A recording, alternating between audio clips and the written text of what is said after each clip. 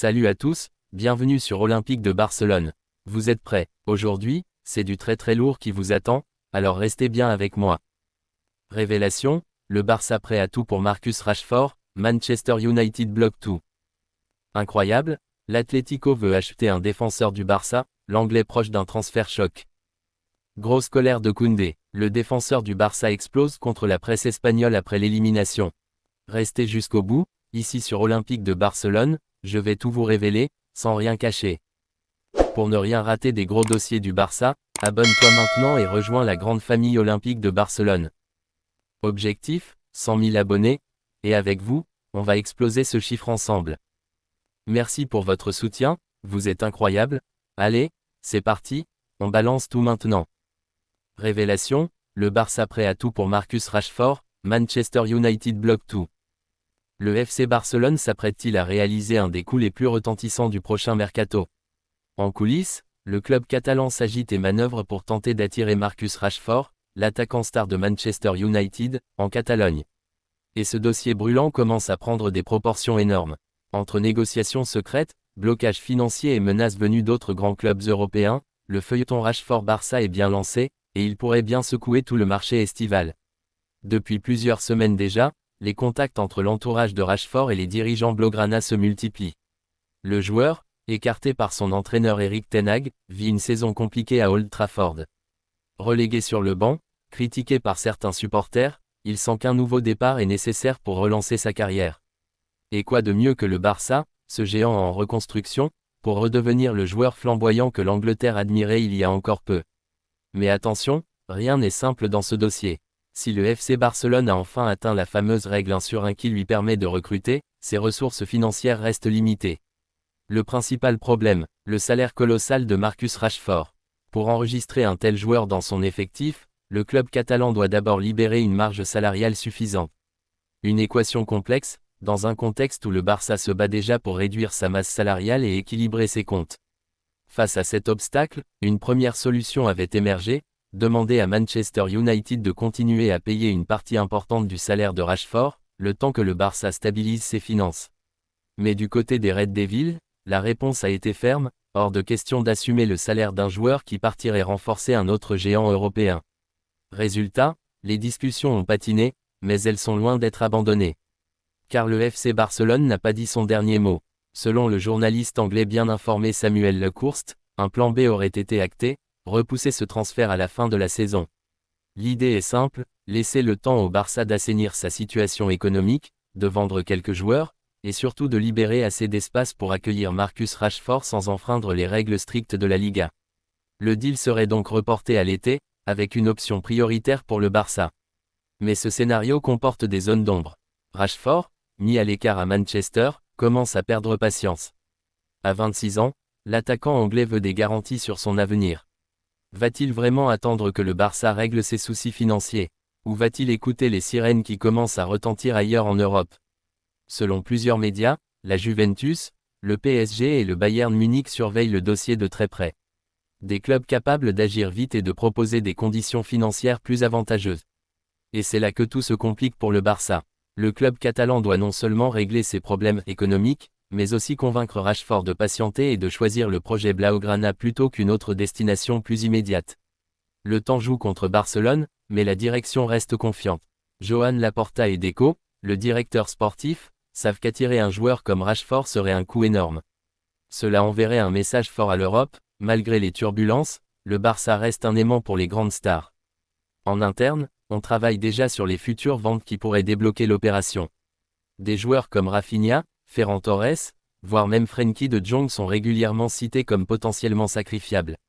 Le but est clair, faire de la place pour Rashford, sans compromettre l'équilibre de l'équipe. Un pari risqué, mais qui pourrait transformer le visage du Barça pour la saison prochaine. Les supporters, eux, commencent à rêver. Imaginez une attaque composée de Marcus Rashford, Robert Lewandowski et Lamine Yamal. De la vitesse, de la technique, de l'expérience et du talent brut. Un trio capable de faire trembler les défenses d'Europe entière. Mais pour que ce rêve devienne réalité, il faudra que toutes les pièces du puzzle s'emboîtent parfaitement dans les semaines à venir. Le mercato d'été n'a pas encore commencé, mais le feuilleton Rashford est déjà en train de captiver toute l'Europe. Le Barça saura-t-il concrétiser ce dossier explosif? Manchester United finira-t-il par céder? Et Rashford, patientera-t-il assez longtemps pour endosser le maillot blaugrana? Les réponses arriveront bientôt, mais une chose est sûre, ce transfert pourrait bien être l'un des grands tremblements de terre du mercato 2025. Incroyable, l'Atlético veut acheter un défenseur du Barça, l'Anglais proche d'un transfert choc. C'est une information qui agite déjà les coulisses du football espagnol. L'Atlético de Madrid veut frapper un coup inattendu en recrutant définitivement un joueur du FC Barcelone. Et ce joueur, c'est Clément Lenglet. Oui, le défenseur français, longtemps considéré comme indésirable en Catalogne, est en train de redevenir une valeur sûre, mais sous le maillot des Colchoneros. Pour beaucoup, l'Anglais était sorti des radars.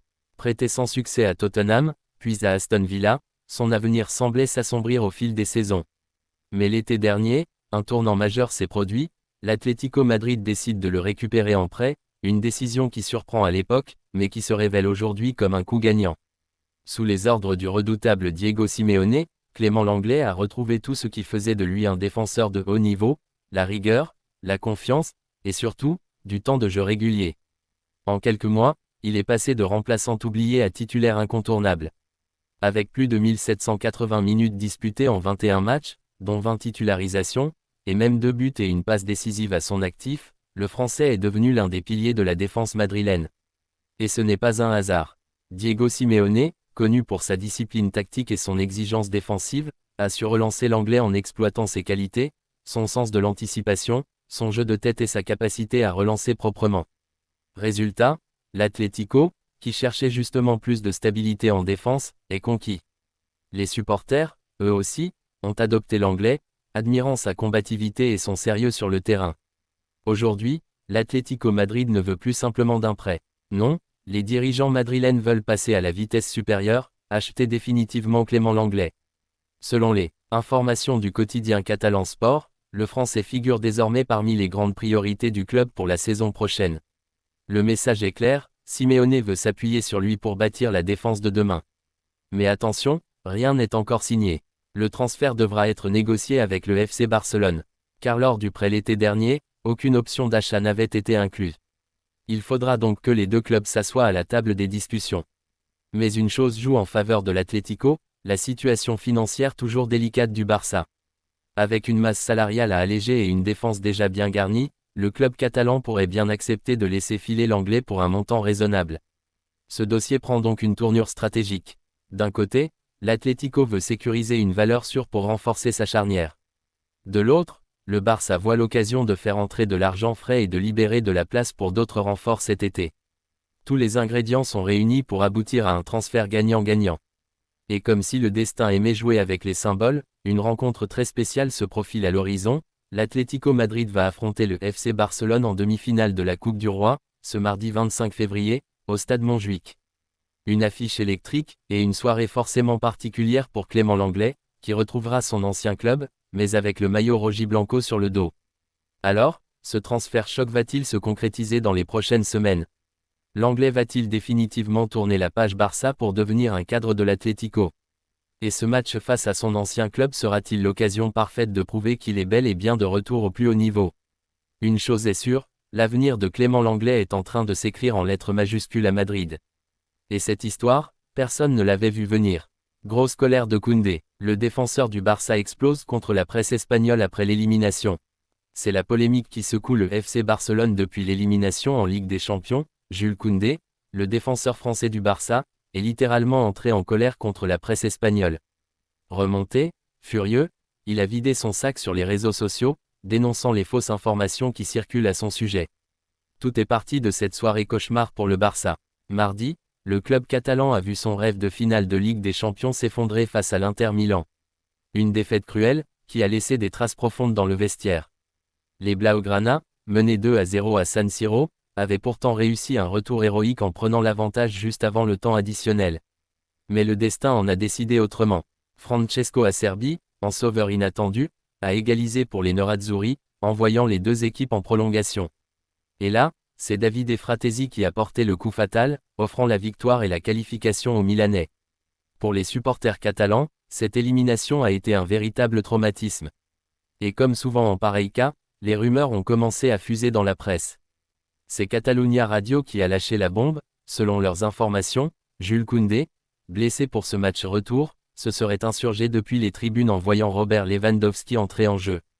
La phrase prêtée aux Français est violente, je ne sais pas pourquoi il joue. Il ne devrait pas jouer dans cet état. De quoi provoquer un séisme médiatique. Mais Koundé n'a pas laissé passer ça. Dans un tweet incendiaire, il a directement pointé du doigt les journalistes à l'origine de cette rumeur. Le défenseur tricolore a démenti catégoriquement avoir tenu de tels propos et a attaqué la presse sur sa crédibilité. Voici ce qu'il a écrit. Inventer des commentaires et raconter des histoires, c'est très bien, mais ce n'est pas du journalisme. Ce qui n'est pas du journalisme non plus, c'est de transmettre une information sans en garantir la véracité. Maintenant oui, vous pouvez transmettre le tweet si vous en avez envie. Un message adressé sans détour à la journaliste Laïa Tudel Prade et au quotidien Sport, qu'il a directement cité. Ce coup de gueule, rare pour Koundé, fait grand bruit en Espagne. Car au-delà de la colère du joueur, il soulève une question sensible, celle des pratiques de certains médias, accusés de fabriquer des polémiques pour alimenter la machine à buzz, surtout dans un moment aussi douloureux pour le Barça. Blessé lors de la demi-finale aller contre l'Inter, Koundé n'a pas pu aider ses coéquipiers lors de ce match retour dramatique. Et il ne sera pas non plus sur la pelouse pour le Classico de dimanche face au Real Madrid. Toujours en convalescence, il assistera à ce choc depuis les tribunes, avec sans doute une rage encore plus grande après l'élimination et cette polémique médiatique. L'ambiance est donc explosive en Catalogne. Entre une défaite qui fait mal, des tensions internes qui remontent à la surface, et maintenant un de ces cadres qui règle ses comptes publiquement avec la presse, le FC Barcelone traverse une zone de turbulence intense. Les prochaines semaines s'annoncent décisives pour apaiser le vestiaire et redonner un nouveau souffle à une équipe qui doit encore lutter pour sauver sa saison en Liga. Reste à voir si Jules Koundé, une fois remis de sa blessure, reviendra sur le terrain avec la même détermination qu'il a affichée sur Twitter. Une chose est sûre, sa déclaration fait déjà l'effet d'un tremblement de terre dans le petit monde du football espagnol, et ce n'est sans doute que le début. Yeah!